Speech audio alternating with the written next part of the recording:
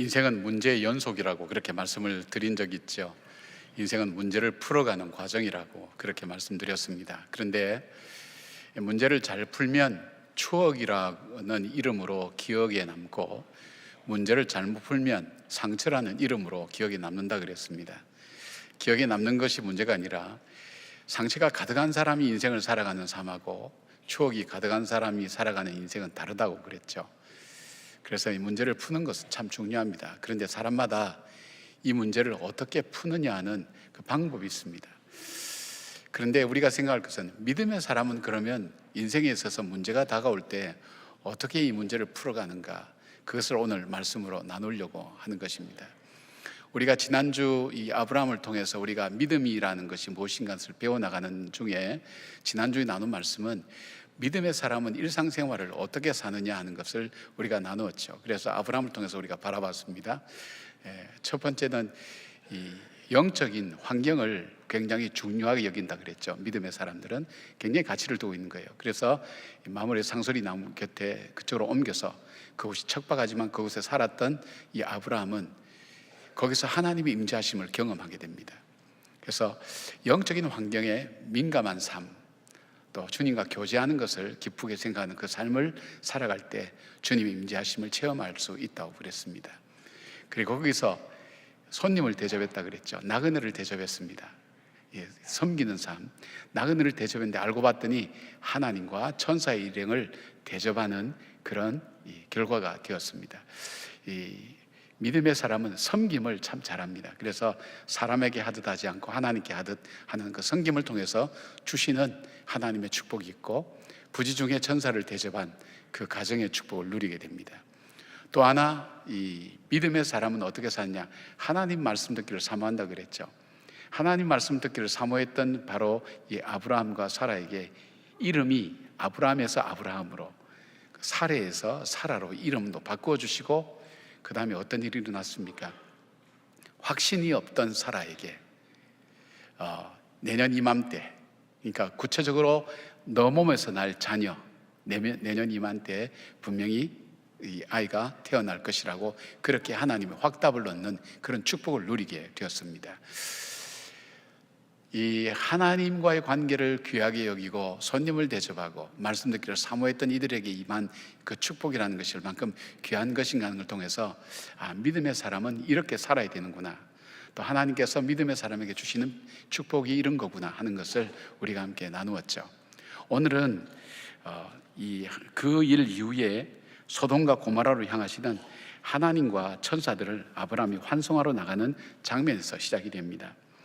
하나님께서는 내가 하려는 것을 아브라함에게 숨기겠느냐, 그렇게 말씀하시면서 두 가지를 말씀하죠. 아브라함이 장차 강대한 나라가 되고 천하 만민이 그를 통해서 복을 받는다는 걸 말씀하시고, 또 하나 말씀이 있는데 그것은 뭐냐면 소돔과 고모라를 심판하시겠다고 말씀합니다. 근데 문제는 소돔과 고모라라는 곳에서 이 아브라함의 마음이 걸린 거예요. 위기의식과 굉장히 충격을 받은 거예요.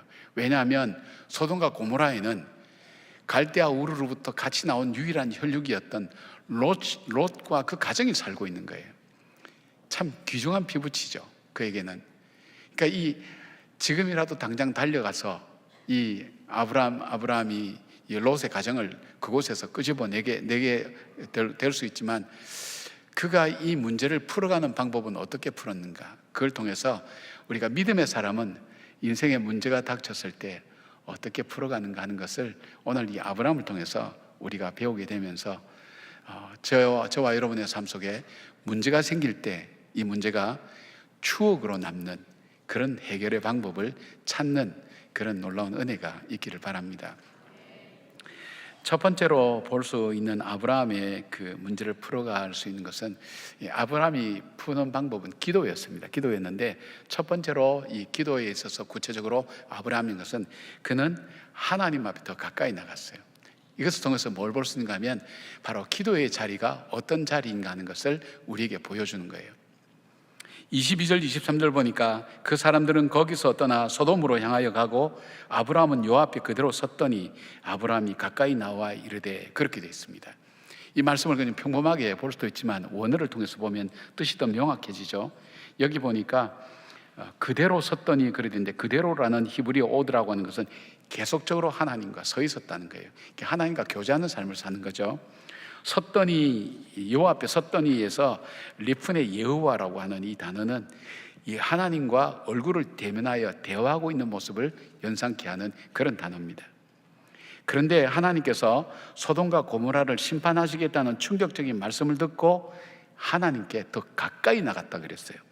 여기 히브리의 원문은 나가시라는 단어인데 어떤 목적을 가지고 가까이 가고 접근하는 것을 쓸 때 의미합니다. 그러니까 믿음의 사람은 정말 자신이 감당하지 못할 문제가 일어났을 때 취할 수 있는 것이 기도로 하나님 앞에 나가는데, 어떻게 나가는가 하면 하나님께 더 가까이 나가는 삶을 산다는 겁니다. 그렇죠. 왜냐하면 이 소돔과 고모라의 문제는 전능하신 하나님께 달려있다는 것을 믿었기 때문입니다. 말씀드린 것처럼 인간적으로 생각하면 사람의 모습으로 온 그 천사들이 소돔과 고모라에 가서 소돔과 고모라를 심판하기 전에 자기 천사들보다 먼저 달려가서 롯의 가족을 데리고 나오고 그렇게 했을지도 모르겠어요. 아마 저와 여러분 같았으면 그랬을 것 같아요. 근데 아브라함은 그렇게 하지 않았어요. 그는 이 문제가 바로 자기가 풀어야 될 문제가 아니라는 걸 알았어요. 그리고 이 문제는 하나님께 달려있다는 걸 알았어요. 전능하신 하나님, 그리고 그 언약의 하나님, 그 하나님께 이 문제가 있다는 걸 알았기 때문에 하나님과 대면하여 교제하는 삶을 살고 있었지만 이 문제를 만났을 땐 더 가까이 하나님 앞으로 나갔어요. 몸과 마음이 하나님께 더 가까이 나갔다는 것을 말합니다. 히굍대하 14장 11절에 보니까 유다 왕 아사가 구스 사람 세라가 자기들을 치러 왔을 때 군사 100만 명과 병거 300대를 거느리고 쳐들어왔어요. 아무리 생각해도 이길 방법이 없어요. 자기들은 절대 전력이 부족한 거예요. 그때 유명한 아사 왕의 기도가 있어요.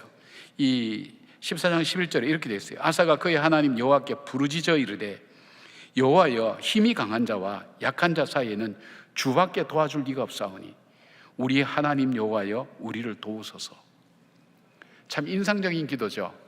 하나님, 이 땅에 강한 자와 약한 자 사이에 도와줄 사람 못 써요. 왜요? 사람은 강한 자 편이에요. 이기는 사람 편이에요. 요즘 세상 보면 그런 거 많이 느끼지 않습니까? 도와줄 사람 아무도 없어요.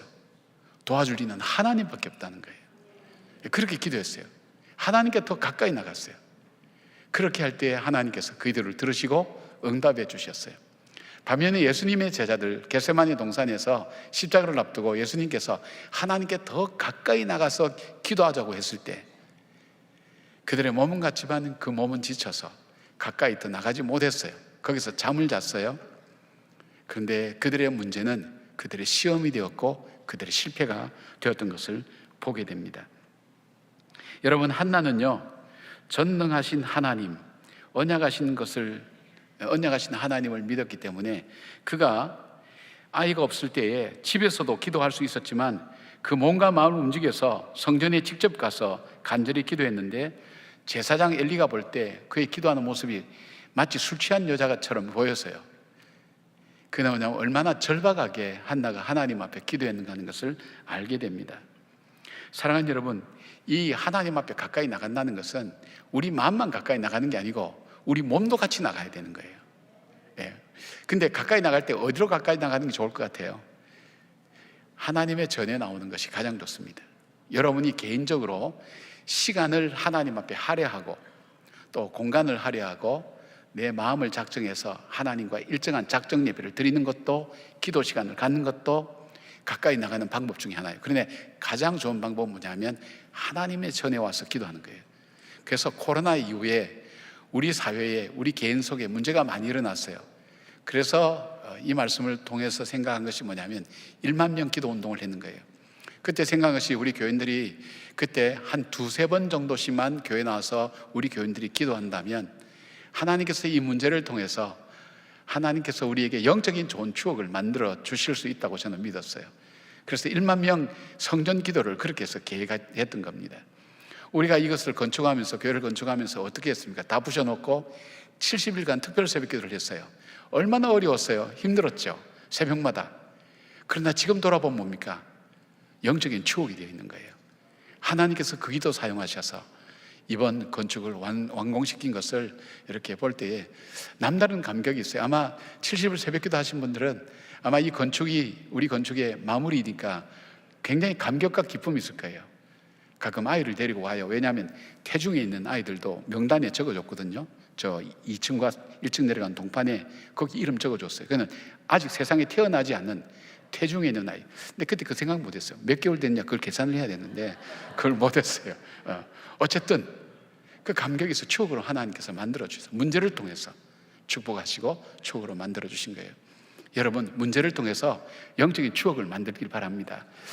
저도 문제가 있고 여러분도 문제가 있고, 문제가 끊임없이 우리 삶에 밀려옵니다. 끊임없이 상처가 되어서 남아있기도 하고, 어떤 경우는 추억이 되어서 남아있기도 합니다. 여러분, 하나님 앞에 더 가까이 나가서 기도로 하나님과 대면하여 말씀을 드릴 때에 주께서 그 기도를 들으시고 영적인 추억으로, 우리의 삶의 추억으로 만들어줄 줄 믿고 하나님께 더 가까이 나가는, 예배를 임할 때도 예배 시간에 지각하지 마시고요. 늦게 오는 분들이 보면 꼭 늦어요. 5분, 많이도 늦지 않아요. 5분, 10분 늦어요. 그거는 고쳐야 됩니다. 하나님께서 우리에게 말씀하시는 거예요. 예배 드릴 때 그런 더 가까이 나오는 그런 결단과 헌신이 있었으면 좋겠습니다. 그렇게 하시길 바랍니다. 아멘. 두 번째로, 이 기도로 풀어가는 아브라함, 두 번째 기도의 태도와 자세가 있어요. 그게 뭐냐면 아브라함에게 있어서는 긍휼의 하나님을 붙들고 기도했어요. 긍휼의 하나님 붙들고 기도했어요. 27절 보니까 아브라함이 대답하여 이르되 나는 티끌이나 재와 같사오니 감히 주께 아뢰나이다. 그렇게 간구합니다. 아브라함이 티끌과 재와 같다는 것은 뭐냐면 자기가 하나님 앞에서 나가야 된다고 생각하니까 그 존귀하신 하나님, 크신 하나님, 절대 주권의 하나님 앞에서 자기 존재를 돌아보니까 티끌과 재와 같이 아무런 의미가 있는 존재가 아니에요. 나는 내 인생이 중요하기 때문에 내가 중요하지만 세상은 내 중심으로 안 돌아가잖아요. 하나님 입장에서 보면 세상에 전 세계 80억 인구 중에 내가 뭘 중요하게, 티끌만도 못하는 거예요. 죄만도 못한 거예요. 아브라함은 그걸 깨달은 거예요. 그런데 동시에 뭘 깨달았냐면, 그런 내가 하나님을 대면하여 하나님 앞에서 나와서 기도할 수 있다는 것, 이것이 얼마나 특권인가 하는 것을 깨달은 거예요. 하나님 앞에. 근데 이 아브라함이 뭘 깨달았느냐? 자기가 정말 존귀한 존재라는 걸 깨달은 거예요. 히브리서 5장 4절 보니까 이 존귀는 아무도 스스로 취하지 못하고 오직 아론과 같이 하나님의 부르심을 받은 자라야 할 것이니라. 저와 여러분이 아론과 같은 사람 아니에요. 그 다음에 히브리서 10장 19절 보니까 그러므로 형제들아 우리가 예수의 피를 힘입어 성소에 들어갈 담력을 얻었나니라고 말씀합니다. 하나님 앞에 설 수 없는 존재임에도 불구하고 우리가 나갈 수 있는 유일한 이유가 있다면, 하나님 앞에 설 수 있는 이유가 있다면 예수 그리스도의 피공로지에서 나갈 수 있는 거예요. 그래서 우리가 기도할 때 예수님의 이름으로 기도합니다 하는 이유가 그거예요. 그런데 오늘 여기 보니까 아브라함이 하나님께 기도하는 과정에서 처음에는 좀 따지듯이, 하나님 의인 50명이 있는데 의인 50명 때문에 수십만 명을 죽이겠습니까? 따지듯이 이것이 하나님의 공입니까? 하나님의 정입니까? 이러고 따지듯이 하다가 계속 숫자가 내려가죠. 50명, 45명, 40명, 그 다음에 좀 미안하니까 30명, 10명씩 팍팍 줄입니다. 20명, 10명까지 하고 좀 계속 했으면 좋은데 10명에서 끝쳤어요. 왜 끝쳤느냐?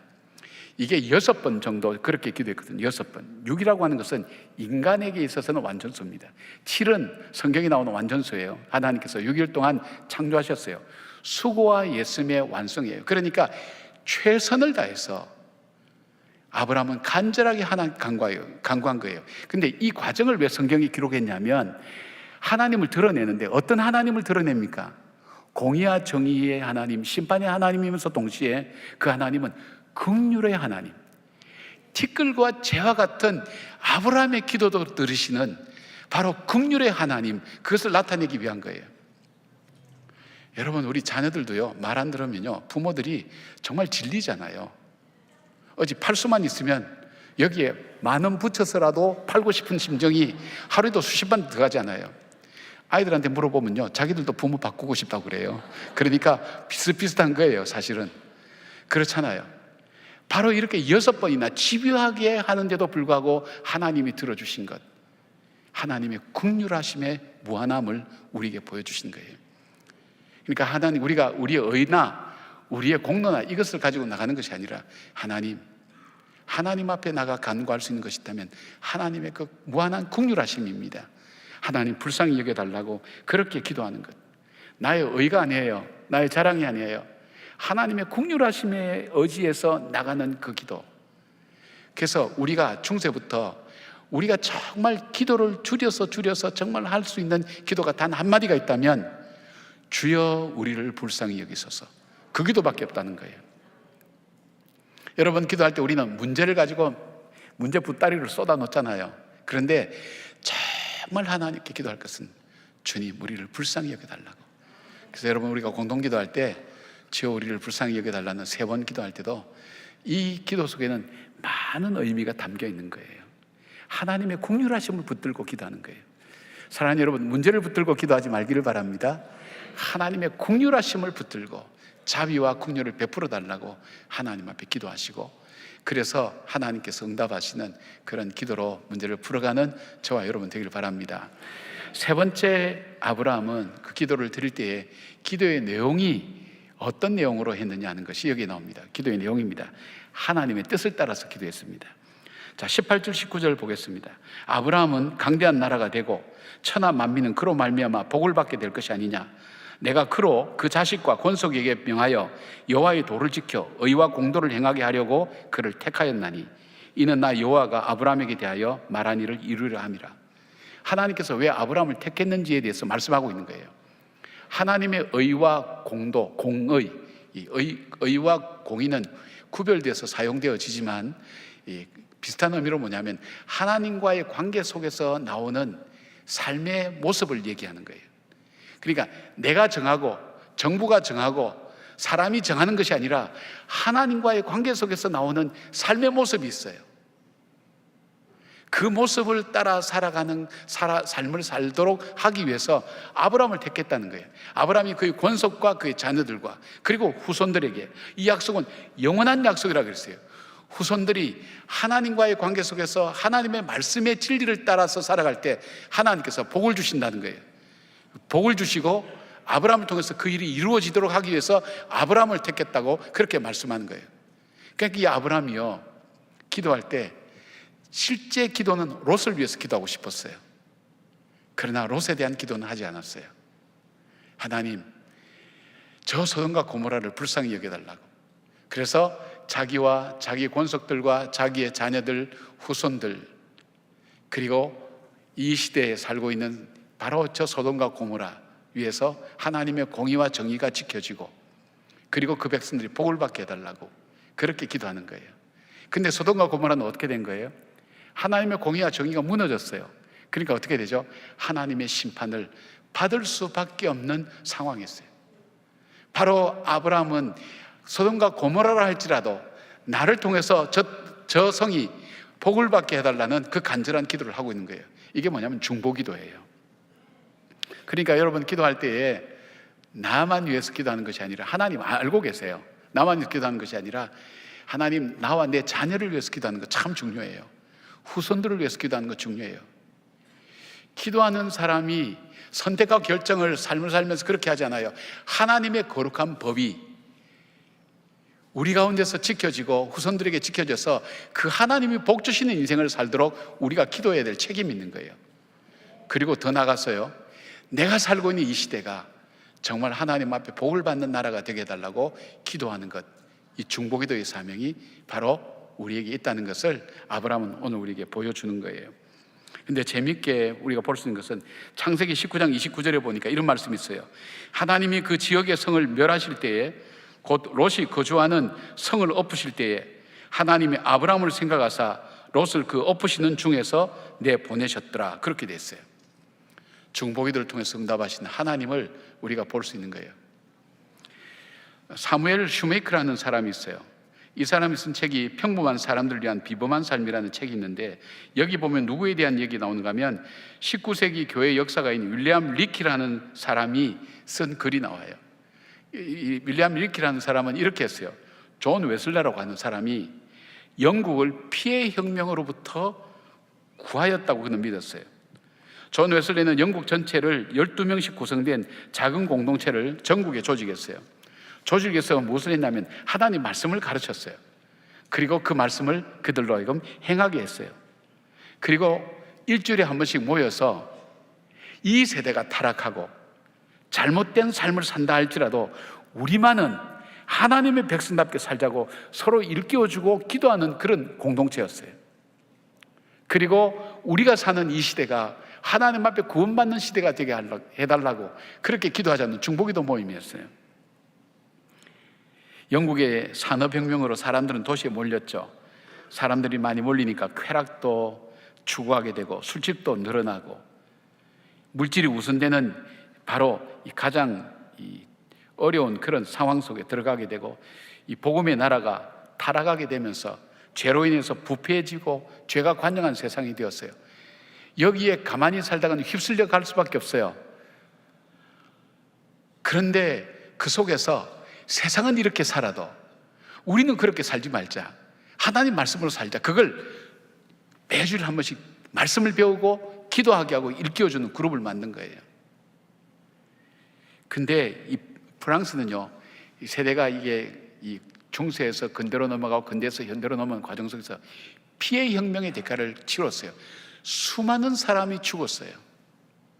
희생을 당했어요. 근데 영국은 그 과정을 거치지 않았어요. 이 역사가는 영국은 웨슬레의 그 기도가 영국을 새롭게 살렸다고 그렇게 보고 있는 거예요. 여러분, 목장 사역이 그래요. 목장에 대해서 여러분이 어떻게 생각할지 몰라요. 지금 안 보이는 목장도 많고 별로 신경도 안 쓰는 목장도 있는 것 같은데, 여러분, 이 목자의 사명이 굉장히 귀한 거예요. 일주일마다 모여서 뭐 하는 거예요? 주일날 예배도 드리지만 하나님 말씀을 서로 나누면서 세상은 변하고 변질되고 어떻게 살지 몰라도 우리만은 그렇게 살지 말자. 왜요? 복이 하나님 말씀을 지키고 그 말씀을 따라가는 데서 복이 있다는 걸 우리가 믿으니까 우리만은 이 세대 속에 믿음으로 살아가고 하나님 말씀대로 살자. 하나님의 공의와 정의를 따라 살자. 그리고 나만이 아니라 내 자녀들과 내 후손들이 그렇게 살아서 하나님의 복을 받도록, 아브라함에게 약속하신 영원한 복을 받도록, 그리고 내가 사는 이 시대가 하나님 앞에서 구원받을 수 있도록 같이 기도하자고 일깨워주는 분이 누군가 하면 목자예요. 목자들이 얼마나 소중한 분들이에요. 이분은 영적으로 깨어 있어야 돼요. 말씀이 그 속에 살아서 움직여야 돼요. 사람들을 그래야 깨울 수가 있는 거예요. 그래야 교회가 살아나는 거예요. 교회가 살아나는 것은 여러분이 살아나는 거예요. 여러분이 살아날 때 가정이 살아나는 거예요. 여러분의 직장과 그리고 이 사회가 달라지는 거예요. 요즘 우리나라의 어려움은 뭡니까? 경제적인 어려움이 굉장히 크죠. 환율이 이래 올라가는데도 언론이 별로 이래 보도를 안 해요. 여러분, 심각한 겁니다. 사실 저는 경제학자도 아니고 경제도 잘 몰라요. 주식도 모르고 아무것도 몰라요. 그러나 우리가 IMF를 겪어오면서 이 환율이 올라간다는 것은 별로 안 좋은 징조예요. 그래서 정부에서 다급하게 뭐 팔 때 총수를 모으기도 하고, 뭐 은행에서 뭐 외환을 뭐 보관하면 뭐 인센티브를 주고 하는 이 비상 조치들이 심각하게 이 교인들한테, 백성들한테 알려져야 되는데 지금 언론이 문을 닫고 있어요. 안 하는 거예요. 심각한 거예요, 여러분. 이것보다 더 심각한 거 있어요. 죄예요, 죄. 요즘은요, 아내와 남편이 있는데도 애인이 없으면 바보라 그래요. 요새 뭐 그렇게 얘기하잖아요. 뭐 꽤 오래전에 나온 얘기인데, 자기보다 연상이 있으면 금메달, 연하가 있으면 금메달, 연상이 있으면 은메달, 없으면 목메달. 가치관이 그렇게 변했어요. 세상이 변했어요. 저 관광지나 이런 데 가면 젊은이들이 결혼하기 전에 먼저 결혼 여행을 떠나요. 며칠간 가 있으면서 어떻게 사는 거예요? 그걸 평범하고 예사로 받아들이고 우리 크리스찬 청년들도 그걸 예사로 받아들이는 거예요. 부정부패 말할 수도 없어요. 드러난 죄와 드러나지 않는 죄 때문에 이 사회가 너무 어려운 거예요. 에이즈도 청소년들 사이에 급증하고 있고요. 알코올 중독도, 도박도 통계를 보면 무서워요, 여러분.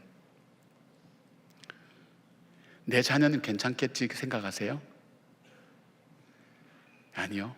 여러분 자녀나 손자, 손녀들이 이 물의 영향을 받고 있고 그렇게 살아가고 있어요. 휩쓸려가고 있어요. 여러분 깨어나야 돼요. 기도하셔야 돼요. 믿음의 사람은 깨어있는 사람이에요. 기도로 풀어가는 사람이에요. 여러분 하나님 앞에서 더 가까이 나가는 여러분 되시기 바랍니다. 그리고 정말로 주님의 긍휼을 붙들고 기도하시길 바랍니다. 하나님 앞에서 나와 내 자손을 위해서 바로 내가 사는 이 시대에 하나님의 공의와 정의가 이루어져서 심판이 아니라 주님의 복을 누리는 그런 나라가 되게 해달라고 여러분 식사 때마다 꼭꼭 기도하시고 나라를 위해서 기도하시고 이 나라 민족을 위해서 기도하시고 여러분 함께 기도하면서 믿음으로 살아가는 사람의 삶, 믿음으로 살아가는 사람이 풀어가는 문제를 어떻게 풀어가는가 하는 것을 깨달아서 바로 어려운 문제일수록 영적 추억은 깊어지는 거예요. 하나님께서 여러분들로 하여금 또 우리들로 하여금 영적 추억을 쌓아갈 수 있도록 기도로 문제를 풀어가고 기도로 하나님 앞에 나아가는 저와 여러분 되기를 주님의 이름으로 축원합니다. 아멘. 기도하겠습니다. 하나님, 세상에 우리가 앉아야 될 수많은 자리가 있지만 기도와 예배 자리를 결코 놓치지 않는 저희들 되게 하시고 어려움이 올 때에 한 걸음 더 몸과 마음을 움직여서 하나님에 가까이 나가는 믿음의 사람 되게 하여 주시기를 원합니다. 우리 의는 없습니다. 하나님 앞에 티끌과 재와 먼지와 같은 존재들입니다. 그럼에도 불구하고 예수 그리스도의 피로 하나님의 보좌 앞에 존귀하신 하나님 앞에 나가도록 저희들을 존귀하게 세워주셨사오니 주님의 긍휼을 의지하고 기도하는 저희들 되게 하여 주시옵소서. 아브라함처럼 나를 통해서 우리 가정이 복을 받고 우리가 사는 시대가 복을 받을 수 있도록 기도하는 중보 기도자들로 살아가게 하여 주시옵소서. 예수님의 이름으로 기도드리옵나이다. 아멘.